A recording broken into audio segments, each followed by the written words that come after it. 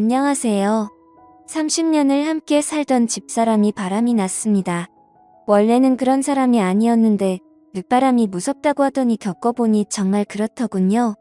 바람이 나니까 눈에 아무것도 보이지 않고 주변에서 누가 뭐라고 해도 듣지 않았습니다. 원래는 그런 사람 아니었는데 어떻게 사람이 저렇게 변할 수가 있는지 아무리 생각해도 속이 터지고 답답해서 몇 자 적어봅니다. 저는 올해 53이고 집사람은 올해 50입니다. 집사람은 결혼하고 지금까지 밖에 나가서 일이라고는 해본 적이 없는 사람입니다. 저는 결혼 초에는 전자제품 회사에 다니다가 나중에는 전자제품 대리점을 시작해 일을 하고 있는데 재벌이도 괜찮고 결혼하기 전에 집사람 고생 안 시키겠다고 약속한 것도 있어서 밖에 나가서 돈 벌어 오라고 한 적도 없고 집사람 스스로 돈을 벌겠다고 나간 적도 없습니다. 젊었을 때는 아들, 딸 공부시키고 뒷바라지하며 살림하느라 정신없었고 애들 대학 가고 나서는 침술방을 좋아해서 동네 사람들 만나서 가끔 침술방 가는 게 일과의 전부였습니다. 집에만 있는 시간이 많으니 집에서 드라마 보다가 잠만 자고 조금씩 갱년기가 찾아오는 것 같아서 제가 그때마다 생활비 외에 울돈을 쥐어주고 밖에 나가서 옷이라도 하나 사 입고 미용실 가서 머리라도 하면서 기분 전환하라고 했죠. 손에 쓸 돈이 있어서 그런지 그때부터 집사람의 외출이 조금씩 잦아졌습니다. 기분도 훨씬 좋아 보이더라고요. 옆에 있는 사람이 활기차 보이니까 저도 덩달아 기분이 좋고 힘이 났습니다.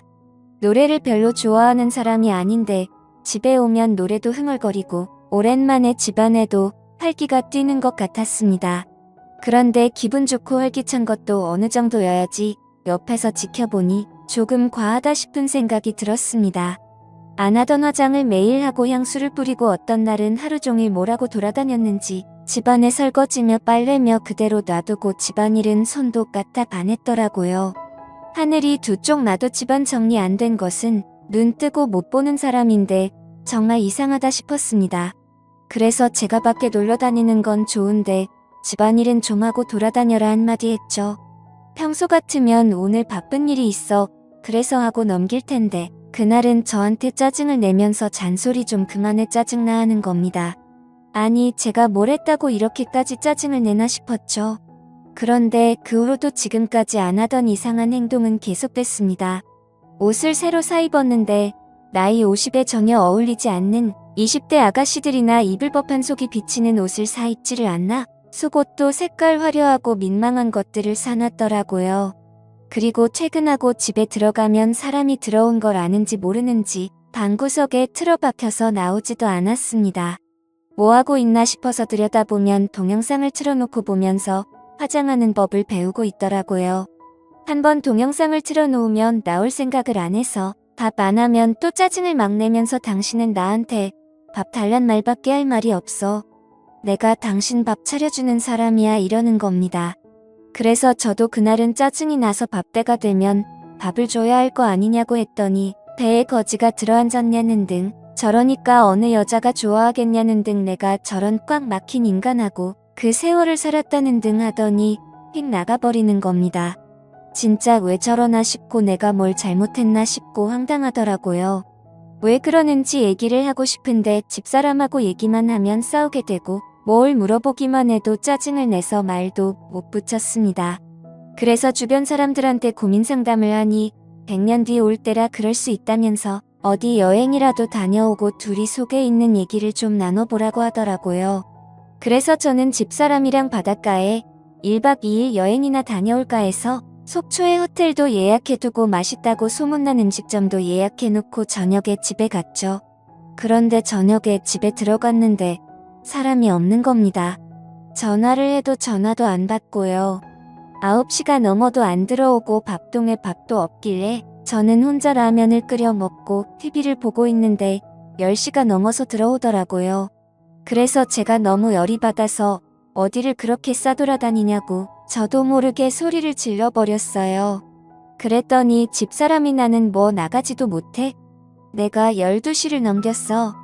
왜 밖에 나갔다 온 게 가지고 난리야 하는 거예요. 그래서 제가 가면 어디 간다고 하든지 나갔으면 전화나 받든지 이 시간까지 아무 연락도 없는 게 정상이냐 했더니 그러면 자기가 비정상이냐면서 막 화를 내면서 문을 닫고 방으로 들어가 버리는 겁니다. 저는 이게 아닌데 오늘 여행 가자고 얘기를 하려고 했는데 본의 아니게 또 이렇게 싸움이 되니 나도 참 안심하다 싶었습니다. 그래서 저는 마음을 좀 진정시키고 집사람이 있는 방으로 들어갔습니다.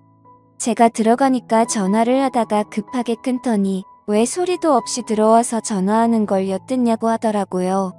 그래서 제가 그런 게 아니다. 할 말이 있어서 들어왔다.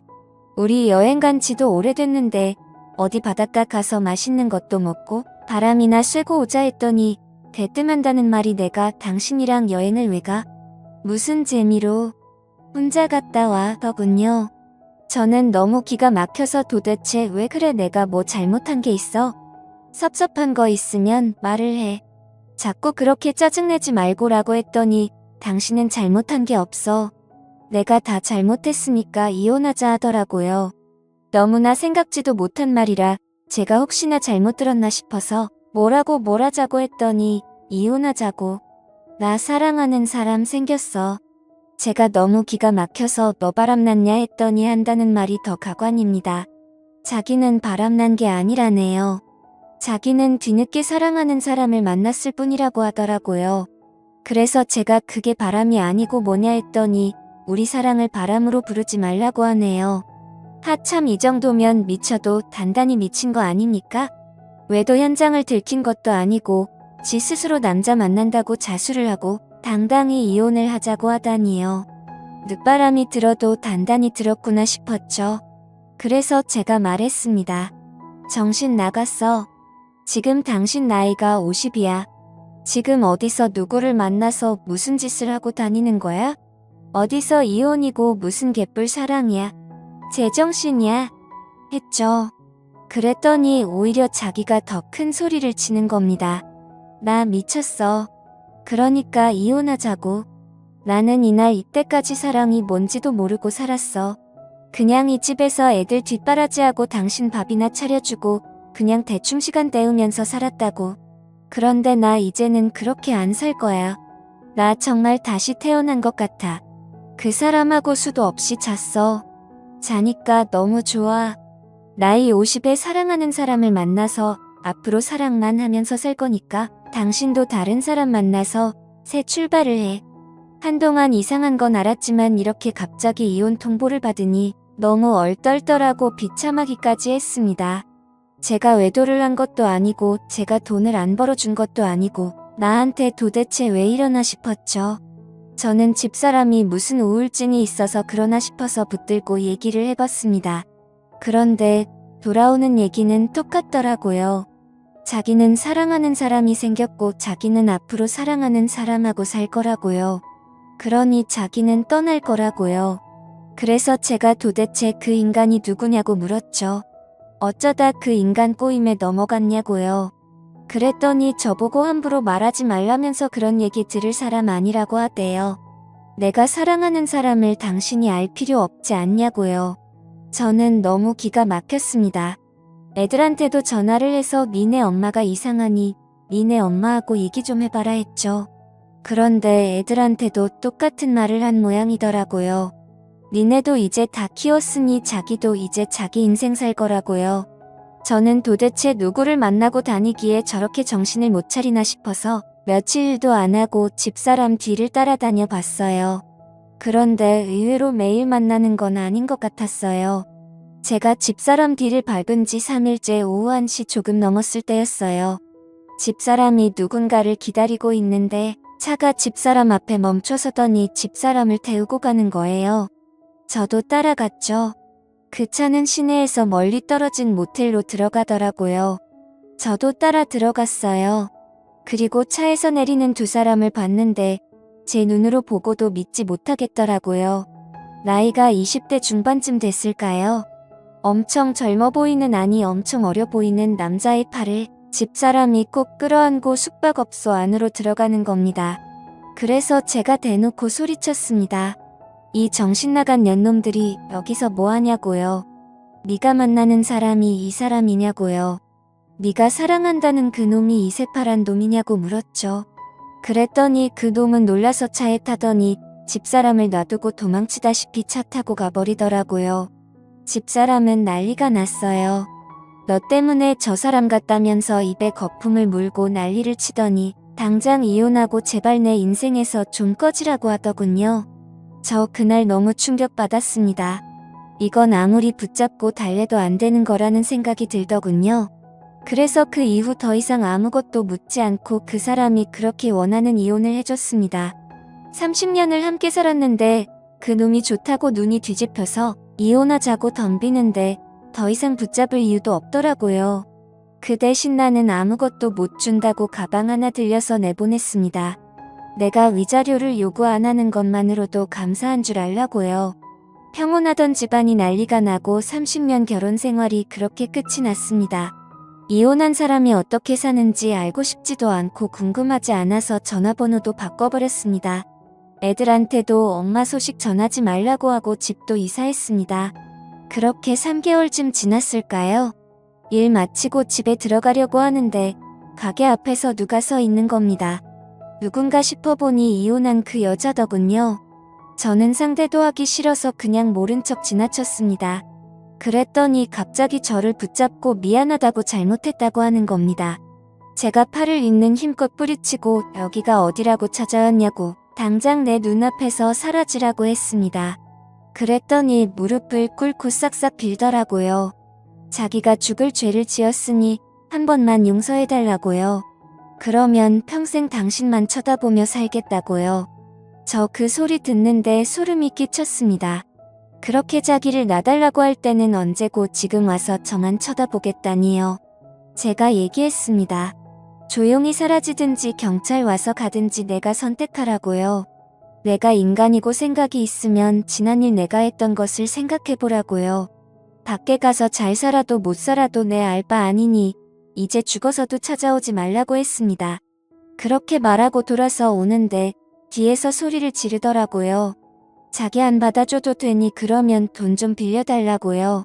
그래서 무슨 소리냐 물었더니 그간의 일을 다 털어놓더라고요. 그 20대 중반의 어린 놈이 자기만 사랑한다고 평생 이런 사랑 처음이라고 온갖 가머니설로 꼬셔놓고 당장 결혼하고 싶은데 어머니가 위독하셔서 결혼을 못한다고 했다나요. 엄마가 큰 수술을 하셔야 하는데 지금까지 엄마 병원비가 너무 많이 들어가서 수술 비용이 모자라다고 돈이 필요하다며 돈을 좀 빌려달라고 했대요. 결혼하면 그 돈 꼭 갚겠다고 행복하게 해주겠다고요. 그래서 이 바보 같은 여자가 자기 앞으로 들어놓은 연금보험을 해지해서 5천만 원을 줬는데 그 뒤로는 아무리 연락해도 연락이 닿지 않더라는 겁니다. 엄마가 있다는 병원에 찾아가 보니 그런 사람은 아예 있지도 않고 그 사람이 다녔다는 회사에 전화해보니 그 회사에도 그런 사람이 없다고 했답니다. 뒤늦게 정신이 들어서 경찰서에 가서 신고를 하니 그 사람 신고한 사람이 한두 명이 아니었다고 하더라고요. 알고 보니 그 젊은 놈이 40대, 50대 여성들을 대상으로 사랑한다고 접근해서 돈을 빼돌렸던 거죠. 그렇게 걸려들어서 신고한 사람만 지금 7명이랍니다. 사기꾼인 줄도 모르고 나이 50에 사랑 타령을 하더니 완전히 탈탈 털린 거죠. 기가 막혀서 말도 안 나오더군요. 젊은 놈한테 정신이 팔려 그게 사기인지 아닌지도 모르고 노후 대책으로 넣어놓은 연금보험까지 해지하다니요. 한심하기 짝이 없었습니다. 제가 그 여자한테 얘기했어요. 네 무덤 네가 팠으니까 죽든 살든 네가 알아서 해. 다 네가 저지른 일이고 네가 받은 죄값이야. 나는 너한테 그런 돈 빌려줄 이유도 없고 너한테는 10원짜리 동전 하나도 아까우니까 2번 다시 내 앞에 나타나지 마. 그리고 나도 네 말처럼 다른 사람 만나서 제2의 인생 살 테니 남의 남편 될 사람 찾아와서 방해하지 마. 알았어. 그 여자 눈물을 뚝뚝 흘리더라고요. 그래서 한마디 더 해줬습니다. 평생 거지꼴로 살고 싶지 않으면 그렇게 눈물 흘릴 시간에 지금이라도 정신 차리고 가서 네 몸으로 일할 수 있는 일자리나 구해보라고요. 이게 내가 네한테 해주는 마지막 충고라고요. 그리고는 저는 돌아서 와버렸습니다. 솔직히 저는 그 사랑이라는 것이 뭔지 모르겠습니다. 사랑한다고 눈이 뒤집혀서 평생을 살아온 사람한테 등을 돌리는 것도 이해가 안 되고요. 저는 한평생 한솥밥 먹으며 이런저런 얘기하며 살아가는 것이 사랑이라고 생각하는데 사람마다 사랑의 기준이 다른 모양입니다. 처음 결혼한 사람과 있는 정 없는 정 다 떨어진 채로 헤어졌지만 만약 저에게 또 한 번의 인연이 찾아온다면 앞으로 잘 살고 싶습니다.